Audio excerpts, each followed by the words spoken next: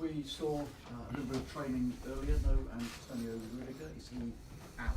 And where do things stand with Callum Hudson-Odoi, N'Golo Kante and Reece James?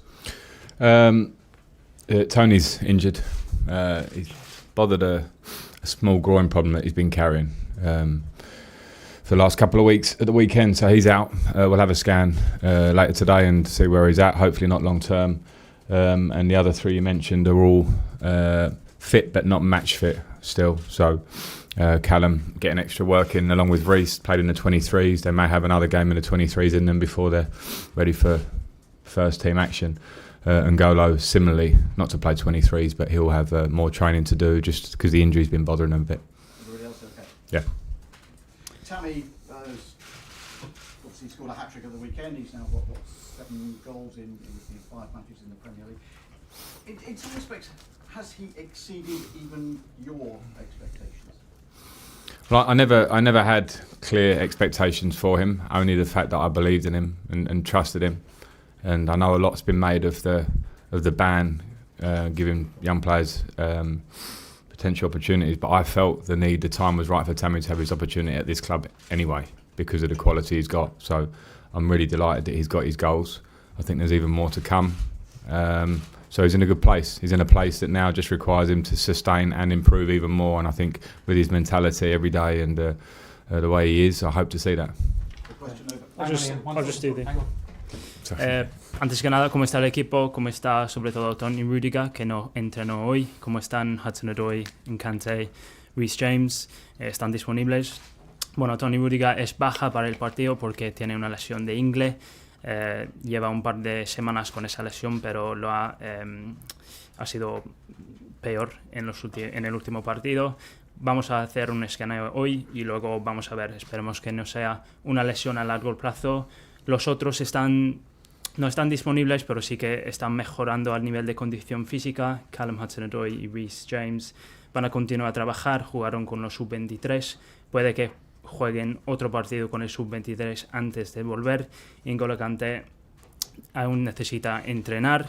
Y luego, segunda pregunta, Tammy Abraham ha marcado 7 goles en 5 partidos. ¿Ha sobrepasado tus expectativas? Bueno, no es que tenía expectativas claras, pero sí que tenía mucha confianza y fe en él. Se ha hablado mucho sobre la sanción de mercado y sobre pues que eso habría querido decir que habrían más oportunidades para los jóvenes, pero yo creo que era hora para esa oportunidad para Tammy Abraham. Estoy muy contento que ha marcado sus goles. Creo que puede hacer más, pero está en una muy buena situación. Necesita sostener esto y necesita continuar a mejorar. With Tammy scoring at the weekend, there's the question over his international future has again come up. Can England afford to let someone like Tammy slip through the net? It's not a question for me. Yeah. You can translate that quickly, can't you? It's someone who played for more than 100 times for England. I've just spoken about how I feel about Tammy. So obviously he's putting himself in a bracket for England by being top goal scorer at this point. So it's one that Gareth is one for Gareth. You know, I'd hate to step on his toes, but it's clear what Tammy's doing, that he's going to be wanted. Se ha hablado mucho sobre el futuro internacional de Tammy Abraham. ¿Tú crees que la selección de Inglaterra se puede permitir dejar escapar a un jugador como Tammy? Bueno, esto no es una pregunta para mí, ¿no? Ya he hablado sobre lo que pienso de Tammy Abraham. Es el actual Pichichi de la Premier, así que se está metiendo en condiciones para jugar con una selección. Luego es una cuestión para Gareth Southgate, pero sí que estoy muy contento con él. This club, European football means a lot, but Champions League football means so much more after 2012, which of course you were captain when you lifted the trophy. Just give us an idea of what tomorrow will mean for you, your first ever game managing the Champions League. Well, I'll be proud to do it because, as you said, I had multiple incredible nights in the Champions League and some bad ones. But it is the ultimate in club football for me in terms of competitive club football. And there's something about nights at Stamford Bridge. There's something about the Champions League music. There's memories that I have and we have here as Chelsea people. And I want to experience it on this side of the fence. So I'll be proud to take the team out. But of course, very aware that what matters is results. What matters is starting the group well against tough opposition. But yeah, I am excited. I was there when you beat Liverpool. Sorry. Tú has vivido muchas noches pues fantásticas en la Champions con el Chelsea, sobre todo en 2012 cuando ganaste la competición como capitán. ¿Qué va a significar para ti mañana? Bueno, voy a estar muy orgulloso, como te has dicho, he vivido muchas noches increíbles en la Champions y también algunas noches negativas, pero yo creo que es pues la competición más importante en el fútbol a nivel de clubes. Hay algo con Stamford Bridge, con la música de la Champions, tenemos muy buenos recuerdos de esa competición y nada, estoy deseando vivirlo como entrenador y estaré muy orgulloso, pero lo importante es que saquemos un buen resultado y que arranquemos bien el grupo frente a un rival difícil. The atmosphere at the bridge obviously on these nights can be really special. I was going to mention the Liverpool game, which probably is the most, you scored that, and the most emotional night you've ever had as a Smash? Yeah, without a doubt, a very emotional night, emotional on a personal level, and I didn't need an extra bond with Chelsea and the club, but what happened on that night for me with my teammates and the fans in the stadium, etc., on such a huge game for the club, is something that kicked everything on for me in terms of how I feel about this club. So that's maybe the magic of the Champions League. El ambiente en Stamford Bridge en la noche de Champions siempre es muy especial, pero por ejemplo me pienso al partido frente al Liverpool. Tú marcaste el gol en ese partido. ¿Fue la noche más emotiva para ti en la Champions? Sí, yo creo que sí. Fue importante a nivel personal y no es que necesitaba algo para fortalecer mi vínculo con esta afición, con este club, pero lo que hicieron los aficionados, lo que hicieron los compañeros en una noche tan importante para mí, pues fue muy importante para el vínculo que tengo con esta afición. John. Right, you've spoken to Tammy and the other young players about what different challenges they'll face in the Champions League. What do you think is the main difference between playing the league and then playing in Europe? I haven't actually spoken to them in detail on that. We're meeting up tonight for a hotel, so we'll have plenty of time to prepare, and it may be certainly worth a word or two because it is different in its nature. And I would say the main thing that I found as a player particularly was that your concentration and focus levels throughout every game have to be absolutely spot on. Not to say you can get away with things in the Premier League, but the higher level of player in the Champions League, the different style of game that can sometimes surprise you, and teams that travel for this game that are fantastic on the counter-attack and can hurt you in 1 second when you feel like you're controlling a game. So it will probably be that focus throughout will be the main point. Ya has hablado con Tammy Abraham y con los otros jugadores jóvenes sobre la diferencia que supone un partido de Champions y cuál piensas que es la diferencia principal entre la Champions y la Premier. Bueno, no he hablado con ellos, pero tenemos tiempo hoy en el hotel. Vamos a preparar el partido y hablar un rato sobre esto porque sí, es diferente. Creo que como jugador la diferencia principal fue pues el enfoque y la concentración que tienen que estar a tope durante todos los 90 minutos en cada partido. No es que se puede subestimar la Premier, pero en la Champions pues el nivel de los jugadores es más alto, el estilo de los partidos es un poco diferente. Yo creo que, por ejemplo, en este caso vamos a enfrentarnos a un equipo que está muy peligroso, sobre todo en las transiciones, y puede hacerte daño en cualquier minuto del partido, así que tenemos que estar completamente centrados en el partido. Gentleman in the red shirt. Frank, SNTV, I'm sure you are aware about what happened in Valencia last week with the coach being sacked. There is a huge turmoil right now at Valencia, and it seems that the players today are not going to talk during the press conference as a protest for what happened with Barcelona. Under your point of view as a coach, how will you recover your players to be able to perform? And do you think Valencia, under the current circumstances, they can do something, they can be a team that could put Chelsea into big trouble? Thank you. Yeah. I'm aware of what's going on, but at the same time, it doesn't affect our approach and my approach in terms of we're going up against a team that have fantastic quality. What I will say is that my experience of moments like this, and every moment is different, but when there is an issue as a collective, as a team, a group, against the media, against the outside world, generally it makes a group tighter as players. and sometimes it can be a positive as much as a negative on the pitch. So I'm not going to think too much about it, but we are certainly be ready for a team that, even if they have their issues off the pitch with the media, will be very determined to come here and do well. So yeah, I draw a line on that and just focus more on what they can do on the pitch.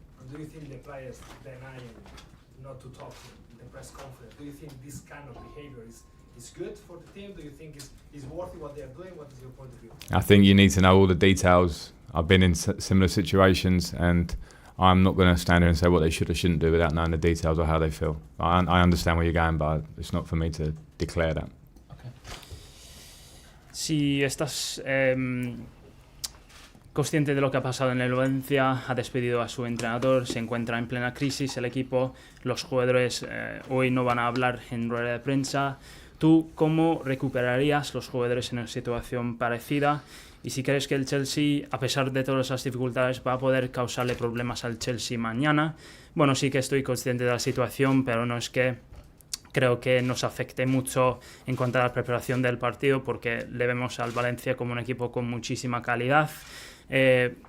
Hablando desde mi experiencia de esos momentos, que son todos diferentes, cuando hay una situación dentro del equipo en contra, digamos, a los medios, puede acabar fortaleciendo al equipo a nivel de unidad y puede acabar siendo un punto positivo en el campo.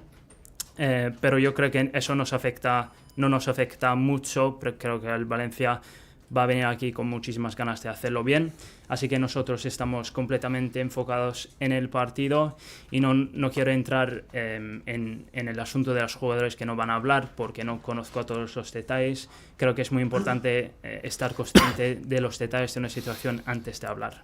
Okay, last two, Matt, and then the lady on the left. Normally, Frank, we'd be expecting Chelsea and putting pressure on Chelsea to reach the latter stages of the Champions League next season. Obviously, the pressure doesn't feel quite the same because of all the circumstances. But do you have any targets at the start of the competition, or do you have to wait to see how some of the players you've got who've never played in it adapt before you can set targets for it? I think the target is clearly to qualify for the group. It's a tough group, but I have enough belief in the players that have been here and played in it, and the younger players who are at the moment in good form and I think have talent that will hopefully blossom in the Champions League as we go along. So yeah, as a player I always thought the same. It's two parts. It's the group part pre-Christmas.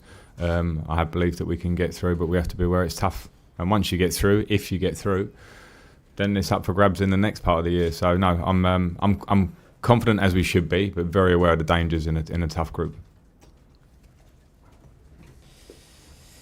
En general, bueno, las expectativas sería para el Chelsea que progresara a las últimas fases de la Champions.